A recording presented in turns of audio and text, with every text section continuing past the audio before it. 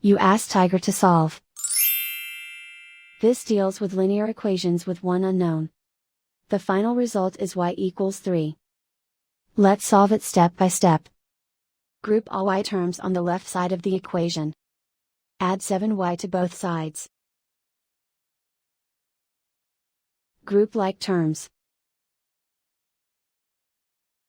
Simplify the arithmetic. Group like terms.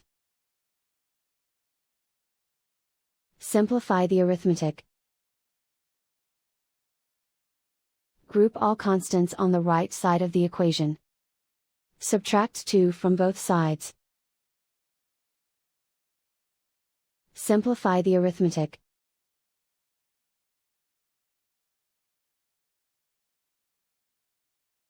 Isolate the y. Divide both sides by 5.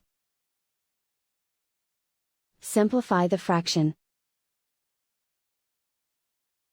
Find the greatest common factor of the numerator and denominator. Factor out and cancel the greatest common factor.